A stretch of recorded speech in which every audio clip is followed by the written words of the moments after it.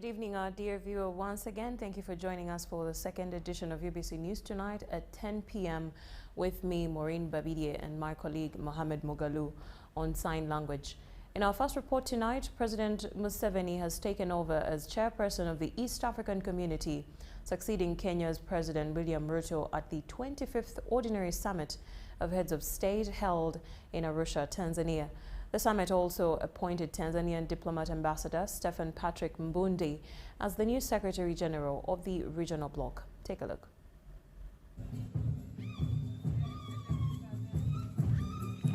President Museveni has assumed the rotating leadership of the East African Community during the 25th Ordinary Summit of Heads of State in Arusha. We'll hand over the gavel to the incoming chair, and the chair of the EAC Summit of Heads of State, His Excellency Yoweri Kaguta Museveni, will assume the position of the chair. He takes over the chairmanship at a time when partner states are seeking to strengthen cooperation, enforce financial discipline, and push for the region's integration agenda.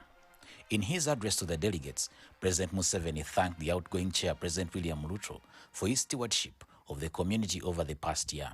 Museveni says the ambitions of East African countries can only be realized if the region pays close attention to strategic security and cooperation among partner states. Umoja for economic prosperity through economic integration in order to create big markets to support the efforts of the African wealth creators, and Umoja for political integration where possible to create strategic security for the black race on land. He warned that East Africans must unite and work together or risk remaining marginal players in global affairs. In my view, I have always held that it is mandatory to unite or risk perpetual marginalization. How about political integration? In the case of East Africa, we the Pan-Africanists have never relented. Ever since the student days in the 1960s, we have been struggling for that integration, supporting our elder Pan-Africanists, Mwalimu Nyerere, Abeid Karume, Kenneth Kaunda, Arap Moi, etc. With Mzee Kibaki, Mzee Mkapa, President Kagame, President Nkurunziza, we called for the fast tracking of the federation in the year 2014. Earlier, the outgoing chair, President William Ruto, outlined a number of reforms adopted at the summit aimed at strengthening the operations of the community. A key obstacle to trade in our region is the ever-evolving non-tariff barriers that continue to hinder effective trade between and among partner states. Eliminating NTBs, enhancing infrastructure connectivity, and regulatory harmonization remain a key priority among my stewardship of the community. I am therefore pleased to inform you that our concerted efforts to eliminate non-tariff barriers have yielded results. Under a new funding framework that takes effect in July 2026, partner states will contribute to the EAC budget using a revised formula. President Ruto also said partner states with significant arrears will receive a 50% waiver on their outstanding contributions, but must clear the remaining balance within 2 years. The reforms come as the East African Community continues to expand from its founding members, Kenya, Uganda, and Tanzania, to 8 partner states including Burundi, Rwanda, South Sudan, the Democratic Republic of Congo, and Somalia.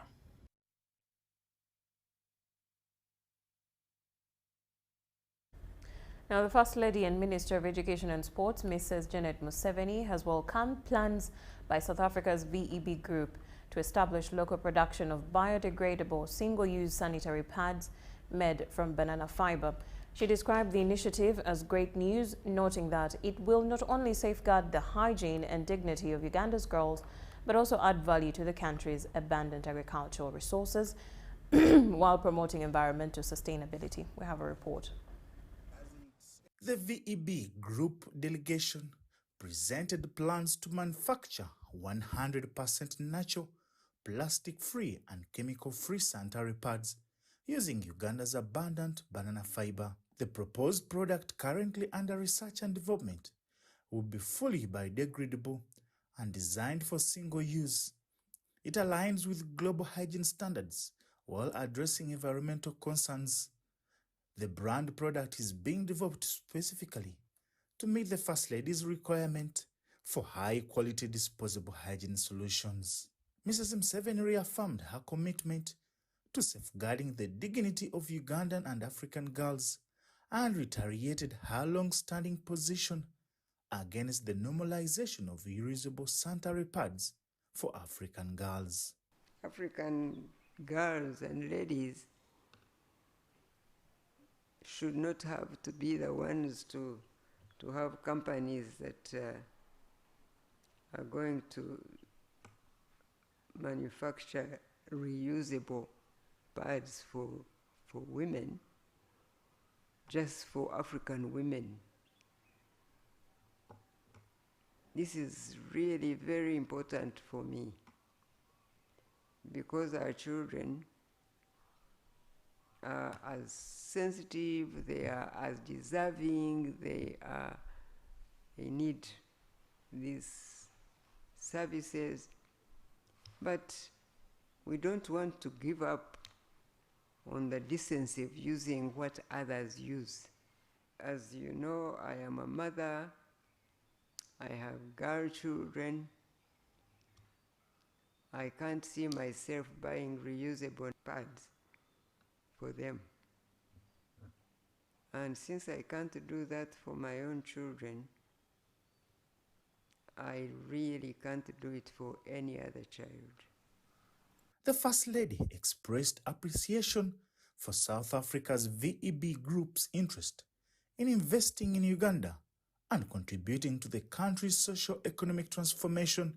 She reiterated, however, that partnerships with Uganda must align with national priorities. She further reiterated the government's commitment to industrialization and value addition, particularly through skilling hubs and local manufacturing initiatives aimed at reducing imports, including furniture. We are really a skill development company. As we train, we create industries for those people to work. We don't really train for training, but we're passionate about making sure that whoever that we train, their life changes. We do this through cooperatives, through meaningful employment. The aim and the core of it really is to make sure that the mother or the girl child has got dignity. VEB is a multi-company with over 25 years of experience in skills development and manufacturing, plans to establish production facilities in Uganda, and is committed to creating up to 7,500 jobs within 5 years, subject to the necessary facilitation and partnerships. VEB Group has already delivered an initial consignment of biodegradable sanitary pads and baby diapers as part of its social impact program, with future batches expected to be produced locally. As we speak, Mama, they are delivered a total of the first consignment, a total of about 400,000 pieces of both diapers for babies. There's a general product that is for newborns that our mothers could use for their children, and then we also have the biodegradable sanitary pads, which they are donated, and their hope is that the remaining batch will be produced locally in Uganda. Baguma William, reporting for UBC. Thank you, Baguma William, for that report.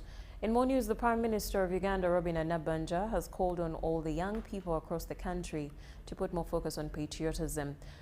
She said this to students of Uganda National Technical College, Chema, in Masindi, who were passed out today after training in patriotism and mindset change by the National Patriotism Secretariat from State House.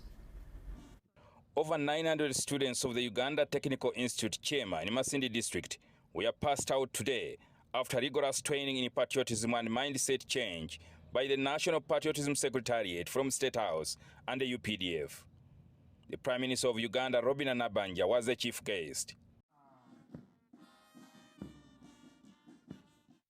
The Premier, who is also Kakumiro Woman Member of Parliament elect, emphasized the need for the young people to love their country. And I know that now you are equipped with knowledge and skills which will enable you to see things in a different way. This knowledge is very important for every human being, especially you, the students.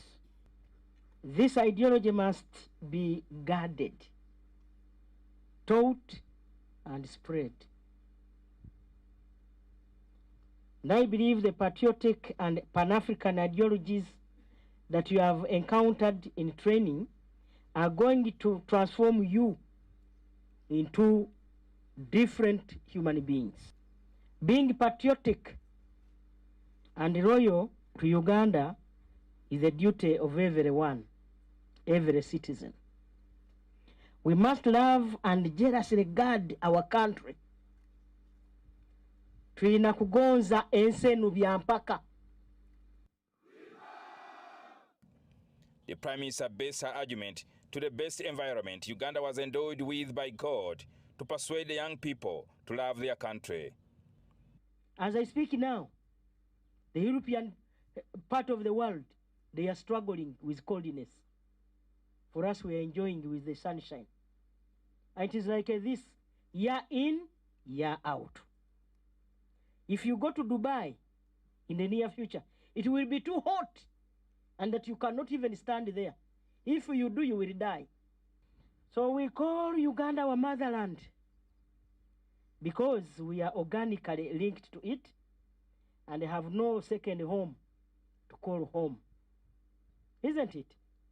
Right Honorable Prime Minister, we thank you so much, especially in the last elections.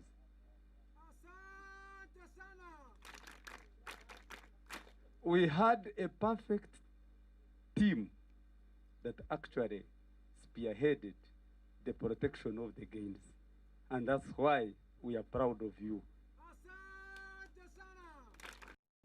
The UPD officer from the Artillery Division of Masindi Barracks, Colonel Johnson Mwesige, advised the youth to utilize the patriotism certificates received to join the army when they are called upon to do so.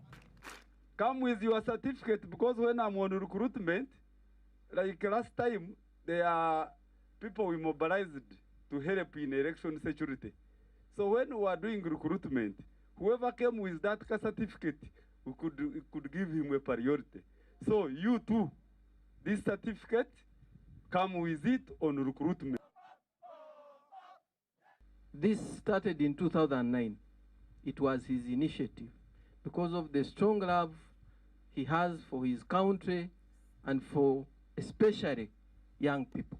Because out of this training, you really get much which you cannot get in any technical institution.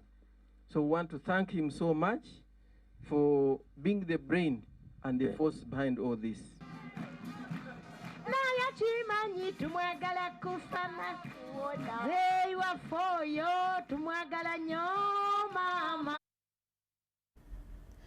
The Office of the Prime Minister is on spot over underutilization of contingent funds provided in the financial year 2024-25. The Parliamentary Public Accounts Committee, PAC Central, questioned the officials from OPM on the queries raised by the Auditor General, which pinned the OPM for failure to return to the contingencies fund account of over 50 billion Uganda shillings and spent balance. The AG's report continues to note that about 1.68 billion shillings were diverted from responding to the Chitezi waste disaster without proper procedures. The OPM officials were led by Permanent Secretary Alex Kakoza. The diversion of funds remains a common practice by the Office of the Prime Minister. Several reports have over time pinned the OPM for mismanagement of funds, especially meant for disaster arrangements under contingencies fund. You cannot be a person who is in charge of ensuring that government business is conducted, and you cannot speak to public perception about the business that you do offer. That is very regrettable. In every budget cycle, the members of parliament are witnessed fighting thick and thin to ensure that the funds for disaster preparedness find space. This initiative has since been abused by the relevant authorities. The Auditor General's report for financial year 2024-2025 brings to life over 50.17 billion shillings underutilized by the OPM from the 58.4 billion shillings secured in the year in question. The OPM officials, led by the Permanent Secretary, Alex Kakoza, were seen gathering thoughts to convince the Parliamentary Public Accounts Committee Central on the inconsistencies. The funds were retained on a holding account. We didn't take it back. We put it in Postbank, and accordingly, a communication was made to the PSST. The blame has been placed on the occasional delays in the procurement of land for resettlement of the landslide victims. So now government decided that when we are moving these people, we give them money after we've got land where they are going. So that's why we are saying we experienced some delays in procurement of land, and therefore we could not give the other money, the 10 million, which we give to each person now. PS Kakoza revealed to the committee, chaired by Deputy Goreth Namuga, of exploring available alternatives, including direct giving out of money to the beneficiaries to purchase land of their choice in order to avoid the bureaucratic delays in procurement. Because getting one big chunk of land in an area is not easy. And, you find encumbrances, you find conflicts on that land, even fake claims. It will speed up the process, especially the people in Bududa don't want to move to other areas. They feel we should give them money and look for land within the Bududa area. Thank you. Another area of concern was the management of 3.44 billion shillings meant for the response of the Chitezi West Slide disaster. The Auditor General noted that about 1.68 billion was diverted without the minister's approval. You cannot give any explanation that can justify this kind of response. A disaster is a disaster. People died in Chitezi. You cannot convince any Ugandan that cabinet, 3 months cabinet cannot sit to resolve an emergency where people died. The expectation was that you should have settled this within that period. What was the problem? Why didn't you do it then? PS Kakoza defended the diversion as a management practice that could be treated as an exception. Kakoza says the funds were released late after the Chitezi site had been taken over by events, hence diversion to the needy areas. When a disaster occurs, for me to access that money, I must go to cabinet. And then finance will be directed to give me the money. That's why that money took very long, the process of access. So I could not issue call of orders. I have them. We have pre-qualified companies. But you can't issue those call of orders unless finance has committed. They will give you the money. At this point, the committee boiled up, finding PS Kakoza's explanation as wanting. When we are meeting with the Minister of Finance, this is a matter that we really need to bring to see what amendments can be made to the Public Finance Management Act just to create that flexibility to allow agencies that are responsible to be able to appropriately respond. And we shall always indict them because we have an obligation to undertake. So we as legislators, but also these amendments many times come from you who's experiencing this, because all of us are focusing on you. Another area of concern was the compensation for houses destroyed during Chitezi disaster. The AG notes that the OPM only paid 1.05 billion to various individuals, leaving an outstanding balance of 0.32 billion related to distribution allowance. Initially, we had conflicting reports, internal security, but especially from Ministry of Lands and Housing. We didn't want again to come back here and you hold us for paying people who are ineligible. That is so understandable. that is what delayed us, but we are now settling it. The MPs also found out that the OPM again diverted funds meant for 58,000 iron sheets. We got a summit which It's called the 11th Summit, the African Regional Summit, which we had to host as a country. We didn't have money in the budget for that activity. So we wrote to the Minister of Finance to allow us repurpose money, and we got permission. Daniel Mugoya, Gloria Gwitabinji, UBC News. Thank you, Daniel and Gloria, for that detailed report. Now, residents of Bukedea district are embracing improved hygiene practices following the introduction of Anita and Okwere liquid soap, an initiative aimed at reducing disease and improving household cleanliness. We have a detailed report. For years, many households in Bukedea district have struggled with access to affordable hygiene products, often exposing families to preventable diseases. But a new initiative distributing Anita and Okwere liquid soap is now helping residents maintain proper hygiene in their homes. Thank you so much to Honorable Okwere Bicham and Honorable Anita for being such good leaders. Today they have brought us soap. That has never happened from the time we saw leaders. Women, especially expectant mothers, say the initiative has come at the right time, helping them maintain cleanness for themselves and their families.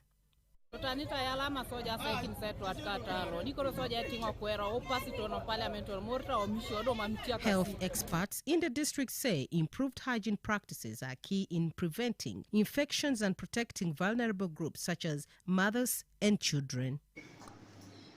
In Bukedea Teaching Hospital Laboratory, for those patients who have chronic UTI, you will come to Bukedea Teaching Hospital, we take the sample, then we give you the answers.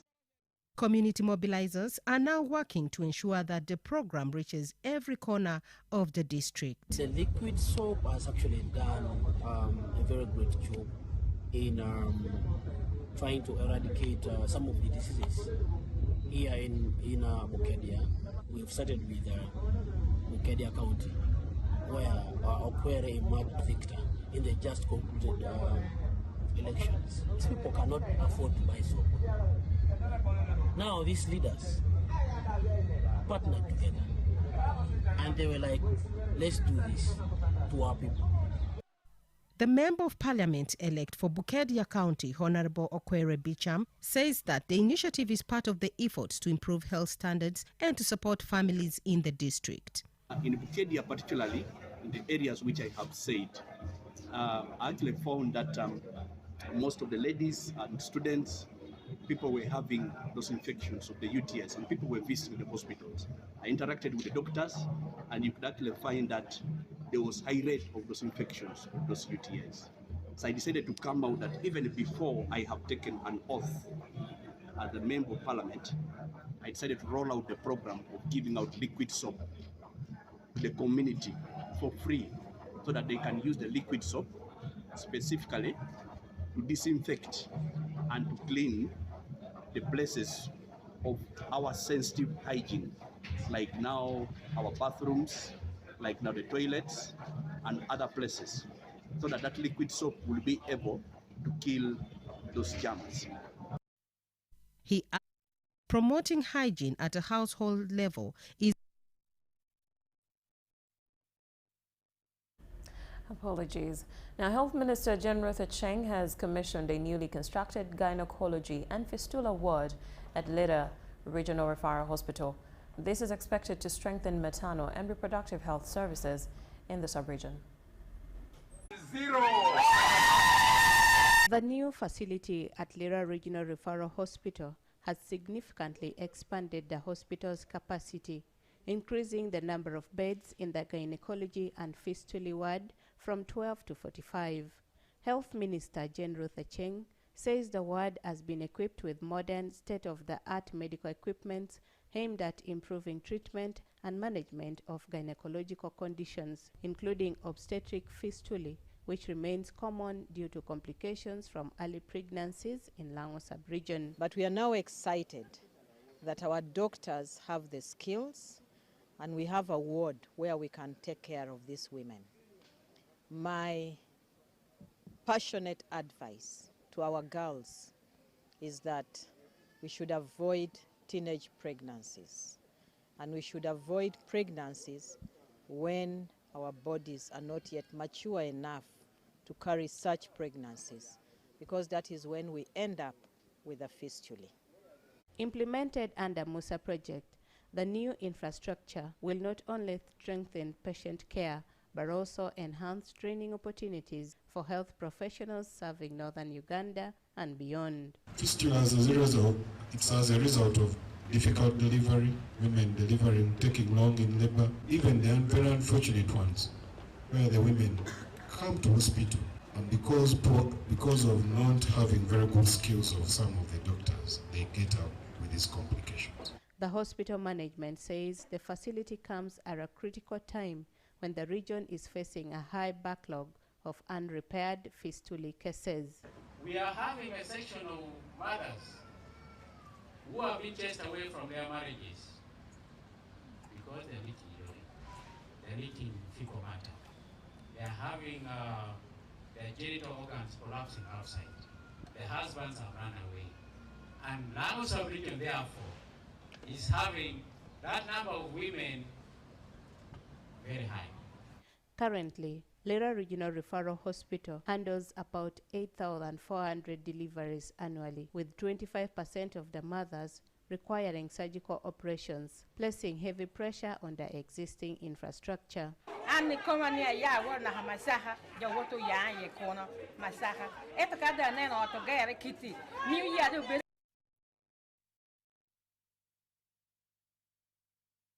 Women activists have put forward their demands to be presented at the 70th session of the Commission on the Status of Women that will take place in March this year in New York. Former leader of opposition in Parliament, Winnie Kiza, says, among other things, Uganda has fronted women's involvement in decisions relating to climate change, adaptation and mitigation. Take a look. Uganda's women activists, in collaboration with the United Nations Development Programme, have started discussions to come up with a consensus on what to front at the 70th session of the Commission on the Status of Women that will take place in March this year in New York. The theme will be ensuring and strengthening access to justice for all women and girls.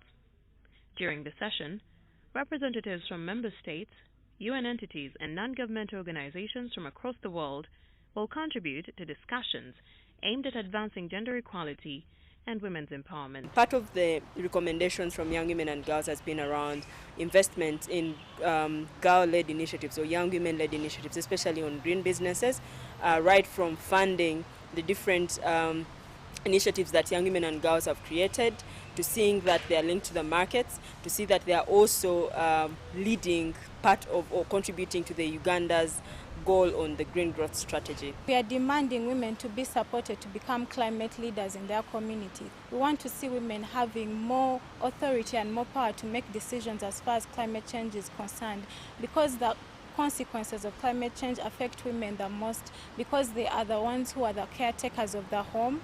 They are the ones who are most affected by the issues that come out of climate change. So we want to see them being actively involved in creating the solutions to solve them.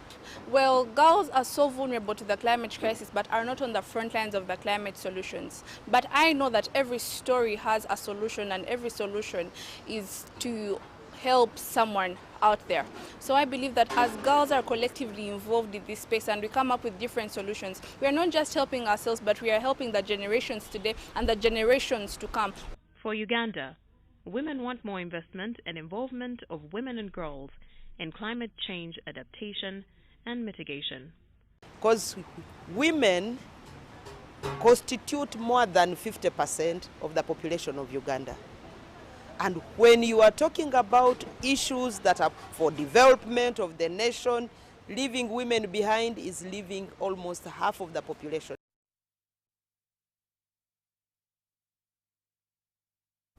Relatedly, leaders have highlighted the growing role of women in leadership as Uganda prepares to mark the International Women's Day tomorrow. Take a look. Speaking during a women's leadership dialogue in Kampala, State Minister for ICT Joyce Sebugwawo commended President Yoweri Museveni for appointing women to key leadership positions, including the Vice Presidency and Speakership of Parliament. I congratulate all the women who have been so successful in businesses.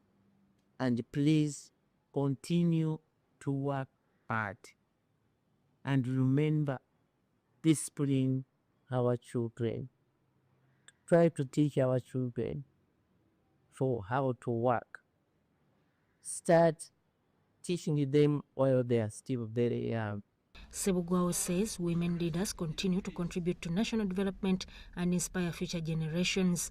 You have to work as partners if you want to be successful. So please make women I beg you, continue working very hard. This year's celebrations are under the theme of scaling up investments to accelerate access to justice for women and the girl child. So as district and national leaders, we want to ask Cabinet and Parliament to give money to the Women's Council such that we can train our women leaders with information. We empower them with enough information on all the existing government programs, like the PDM, the Myoga, and I want to call upon all ministries, departments, and agencies to use the Women's Council structure to make sure that the women's movement is strengthened. Chairperson of the Uganda National Women's Council, Farida Chibowa, says women now make up more than 40% of the judiciary. That we have gotten as National Women's Council. Women's Council is a necessary body that trains and grooms women leaders. We have registered like 4 members of parliament and many district councillors and sub-county councillors. So I think this is a very big achievement that the Women's Council can produce members of parliament, can produce councillors, and can produce leaders. For UBC News, I am Sudat Kaye. Thank you, Sudat Kaye. We'll now take a short commercial break and return with more news. So, Muchala. Yes, Daddy. You know the children are going back to school and things are a bit tight. Huh? For now, why don't you take half of the fees to junior school, and for the school van contribution, we shall pay later. Huh? Daddy, why don't we pay using MTN Momo, where we stand a chance of winning school fees for a whole year and more? By the way, you can also apply for a school fees loan, and also participating schools can win a school van. That's right! Win school fees for a whole year and more. Get Momo goodies and a school van for participating schools. You can also apply for a school fees loan. Simply dial *165*80# or use the Momo app.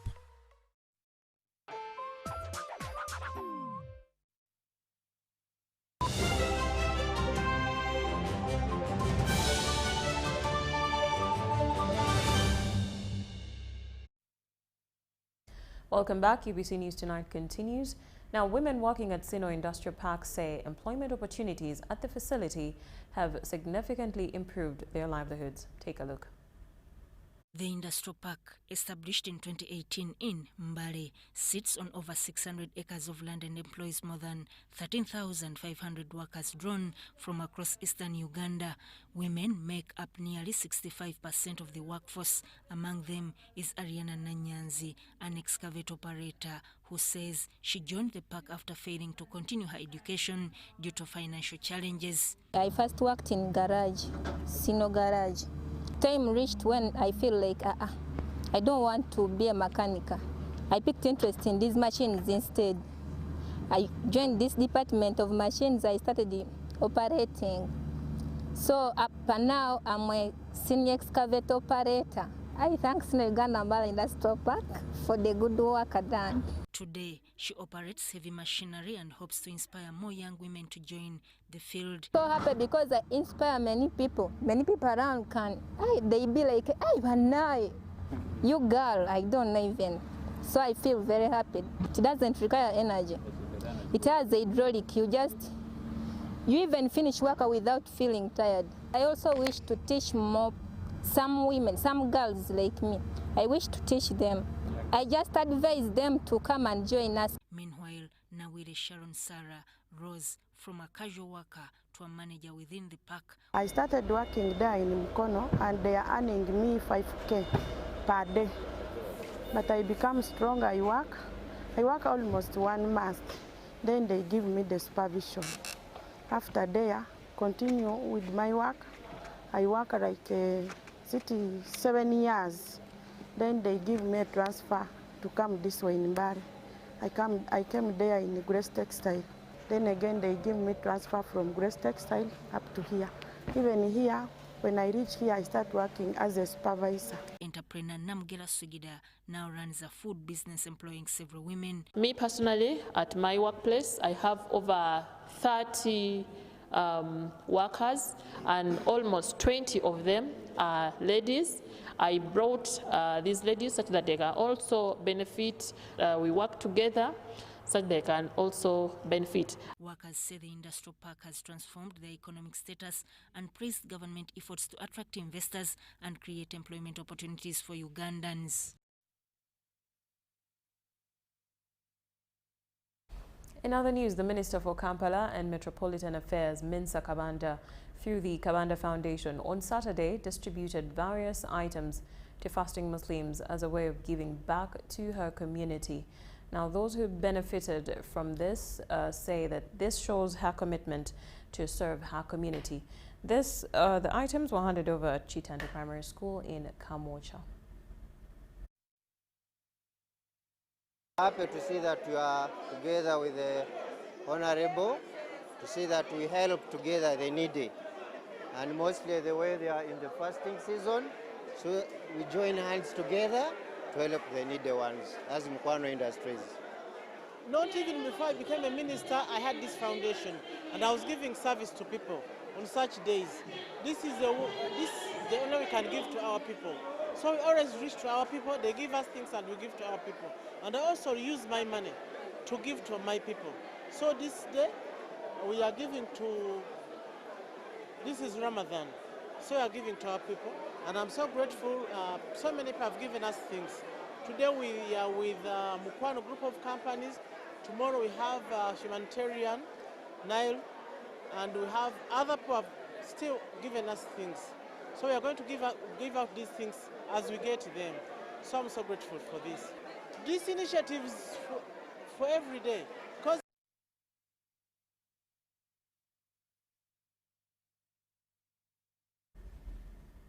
Meanwhile, the national women representative at the Uganda Muslim Supreme Council, Hajat Sophia Kenyanji, has urged Muslim women to turn up in large numbers tomorrow for the International Women's Day celebrations at Kololo Ceremonial Grounds in appreciation of President Museveni's recent billion shillings pledge to Muslim women circles in the country.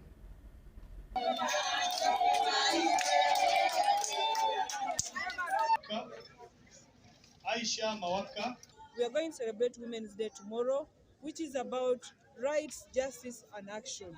Really, we appreciate the government of Uganda, which has lifted the status of a woman through the empowerment programs. These programs help us to benefit and support even others. We have a myoga. Recently, the president gave the Muslim women a fund of 2 billion, which has moved all of Uganda, and most of the regions have received this fund. However, this fund is, we appreciate it, it is good, it is opening the doors for circle formation, for poverty eradication, here to distribute food packages to those people who are in need of them, because as we in society, we always have people who don't have. These are some of the single mothers, most of them actually are single mothers, who are not able to feed their families. We thank Nile Humanitarian Development Agency for coming hand in hand with the Uganda Muslim Women Council to support this initiative. Now, female science teachers under the Uganda Professional Science Teachers Union have called for stronger action to increase the number of girls pursuing science careers. This was during their annual Women's Conference held to mark the International Women's Day 2026 in Kampala. The union chairperson Elong Vincent says female participation in science fields remains below 20% according to UNESCO. There are few female teachers who take up science courses. And when I talk of science courses, it means the medicine, engineering, scientists generally. So as a union, we have come to bridge that gap, to ensure that we have the girl child, and that role we have assigned the gender committee, so that these ladies are like a role model. He urged female science teachers to mentor girls and inspire them to take up science subjects. We need to address the element of capacity building. And there's a lot that has been happening over the years, and even in this particular conference, which has come this year, especially in line of empowering them in terms of investment skills, empowering them in terms of knowing their rights, because we have had challenges where mothers in workplaces are mistreated. Like for example, some schools don't respect the mandatory leave when a mother has given birth. Uganda Professional Science Teachers Union, UPOSTO, National Secretary for Education, Auma Betty, emphasized the importance of digital skills and innovation among female teachers to help learners adapt to modern education. We still have few female science teachers. In a school, you may find there is only one female science teacher. I am a teacher of Komboni College, and we are only 2. People take long to appreciate the effort of a woman. They still think of those other centuries, now not in the current century. So they imagine a woman to be that vulnerable. And that's what the union has come up to fight, so that these women are empowered. For UBC News, I am Sudat Kaye.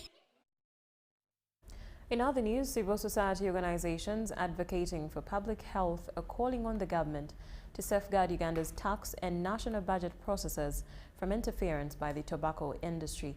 Health advocates are also pushing for increased tobacco taxes and stronger enforcement measures to protect Ugandans from the harmful effects of tobacco use. Tobacco industry, keep hands off our tax and budget. The Coalition for Health Promotion and Social Development, HEPS Uganda, says governments around the world lose billions of dollars every year due to tobacco-related illnesses and death. Kenneth Mwehonge, the executive director of HEPS Uganda, says that Uganda alone loses approximately $120 million annually due to health complications linked to tobacco use. According to our morbidity and mobility, that's occurrence of disease and death. So for morbidity, we lose $11 million, and for morbidity, people who are dying out of this at $73 million.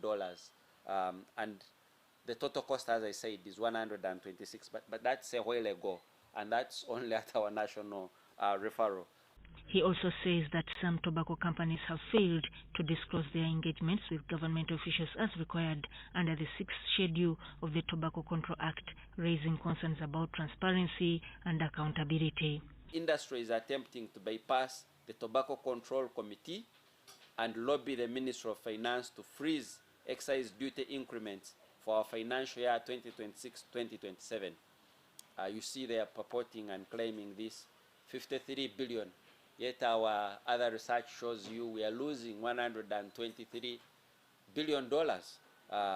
So this is nothing to according to what we lose from the use of tobacco. Advocates are now calling on the government to increase excise duty on tobacco products to more than 70%, saying higher taxes are among the most effective ways to reduce tobacco consumption. We don't want our government to continue shouldering this burden. They can sort it by increasing taxes, in amending the excise duty, and raising these taxes. Health experts warn that tobacco use continues to contribute to the rising cases of non-communicable diseases across the country. As medical doctors, we want to save lives, we want to prolong life, we want to prevent people from dying. Members of the tobacco industry monitoring team are also urging the Ministry of Finance, Planning and Economic Development to ensure a transparent and independent national budget process from undisclosed lobbying by the tobacco industry. Tax policy is for finance, but what we are saying as public health officials is that tax policy is a health policy because it defines a lot that goes into the prevention of non-communicable diseases. The tobacco industry is currently flooding our streets, specifically around Arua Park and Johnson Street. In the spirit of unity and spiritual devotion, Kampala University held a special iftar dinner and dua prayers for students, staff and members of the surrounding community at its original main campus in Gaba. This was hosted by the university's founder, Professor Badru Katerega, who emphasized the importance of faith, togetherness and supporting one another during this sacred month. Muslims across the world are observing the holy month of Ramadan, a period dedicated to fasting, prayer, reflection, and acts of charity.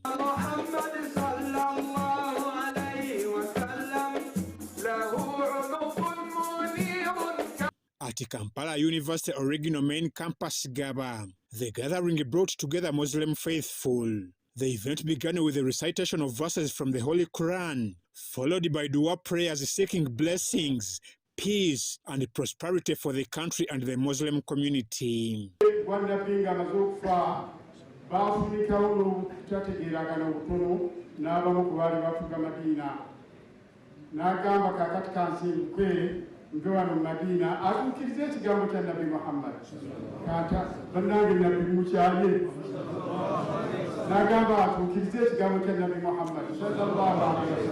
Speaking during the event, Professor Badru Katerega Dungu, the institution's founder, highlighted the significance of Ramadan as a time for spiritual renewal, compassion and generosity. The month when the Quran was revealed first to Prophet Muhammad, peace be upon him. And indeed, all the books of other religions were also first revealed in the month of Ramadan. So it is a month of abundance, a month to train us to care for the life of others, a month to cleanse our sins. So it's a very, very important month. Even scientifically, when you are fasting, you deny those germs a lot of work. He encouraged students to remain disciplined and committed to their studies. To celebrating ebirungi byetutuuseeko nga bwe mbagambye Kampala University 12 ba MPs omwaka guno ate tewali. In business, auto dealers operating along road reserves in Kampala have appealed to the government to allocate them a gazetted place where they can operate. This comes as the government, through the Ministry of Works and Transport and KCCA, issued directives banning all businesses operating on road reserves starting Monday, the 9th March 2026. Part of efforts to maintain Kampala as an organized and smart city, the government has intensified enforcement against activities conducted in road reserves across the 5 divisions of the capital. The move follows recent operations that saw the eviction of street vendors as well as the removal of illegal border and tax stages. Under the new directive from the Ministry of Works and Transport and Kampala Capital City Authority, auto dealers displaying vehicles for sale along roadsides will no longer be allowed to operate in those areas. Many of the dealers expressed concern over the directive, saying although they understand the government's plan to recognize the city, they need a designated place where they can relocate and continue with their business. They want to chase us on the road reserve, yet they are where we are going. We survive here every day. We get school fees from here. We have a lot of things to take care of. But now, the government has decided to shift everything. We don't know what they are going to do for us. I'm just requesting one thing from the government. They should tell us, or show us the place where we can go, instead of chasing us like thieves. Wano wembadde wegabadde amaka gaffe wetujja akasente wekekasente kendabiramu famire yange naye ensonga eno fe tulabye ng'eriyo omuntu ali emabega waayo. However, Dealers who already operate from gazetted cab bond yards have welcomed the government. So, Muchara. Yes, Daddy. You know the children are going back to school and things are a bit tight. Huh? For now, why don't you take half of the fees to junior school, and for the school van contribution, we shall pay later. Huh? Daddy, why don't we pay using MTN Momo, where we stand a chance of winning school fees for a whole year and more? By the way, you can also apply for a school fees loan, and also participating schools can win a school van. That's right! Win school fees for a whole year and more. Get Momo goodies and a school van for participating schools. You can also apply for a school fees loan. Simply dial *165*80# or use the Momo app.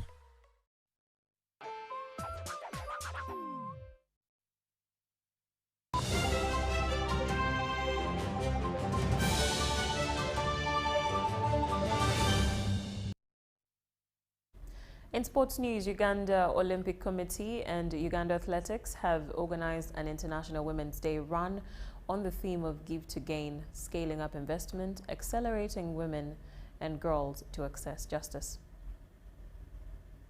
It was flagged off at Lugogo with athletes from both genders running 5 and 10 kilometers, plus a fun run that attracted runners from across the spectrum.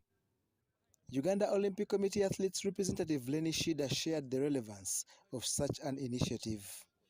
For us, this is something very important, and I always say that as we in sports, as women, we need not to sit down on our talent and strength.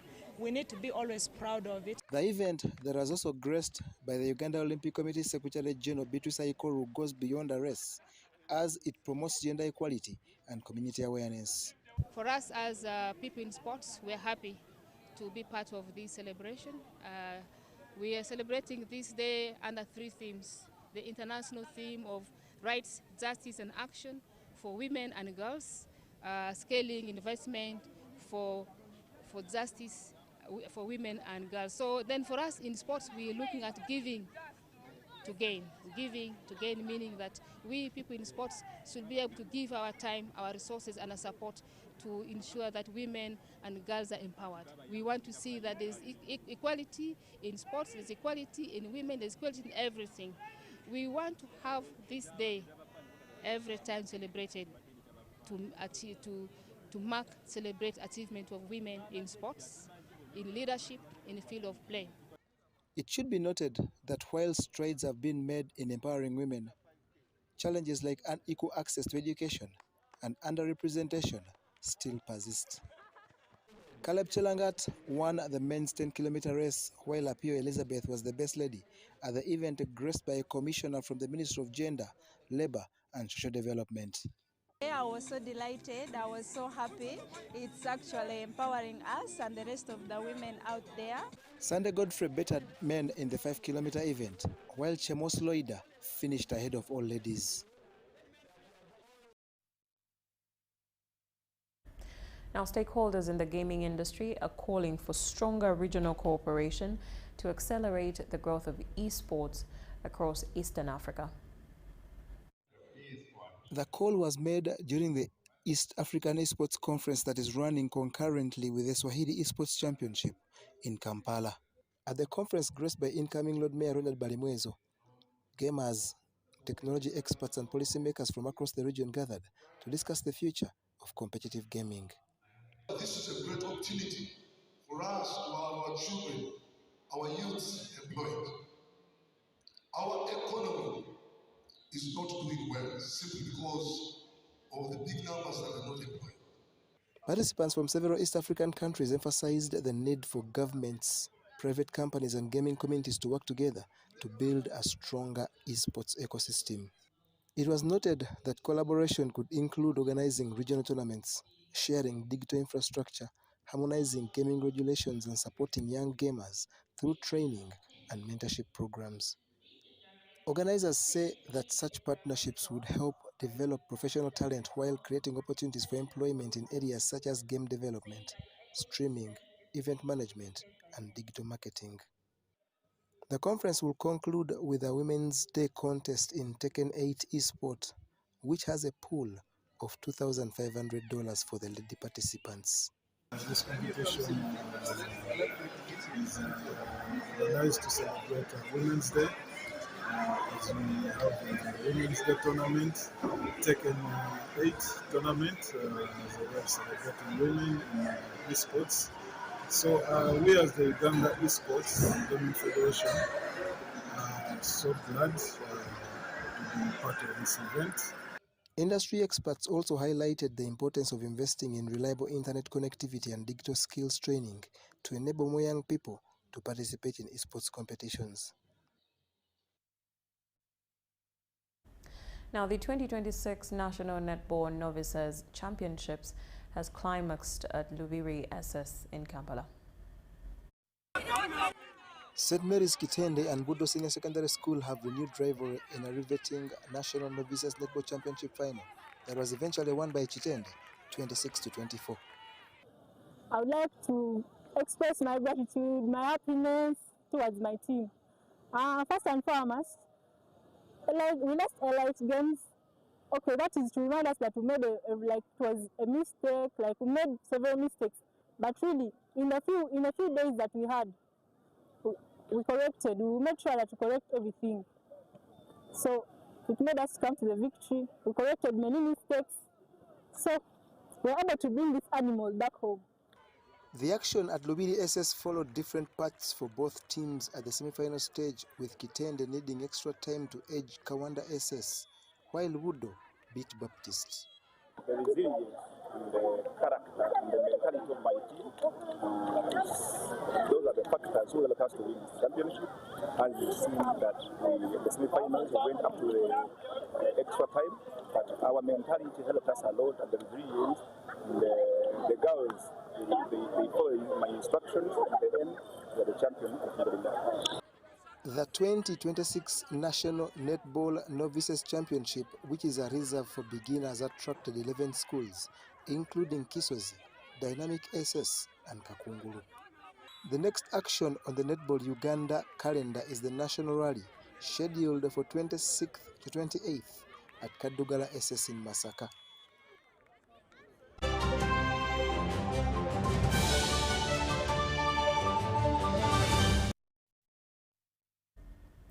And that brings us to the end of our second edition of UBC News Tonight. My name is Maureen Babidia with my colleague Mohammed Mugalu on sign language. But before we go, we'd like to wish you women and girls across the world happy International Women's Day, which is happening tomorrow. Men, do something lovely for the women in your lives. I'm looking forward to seeing you tomorrow. Good night.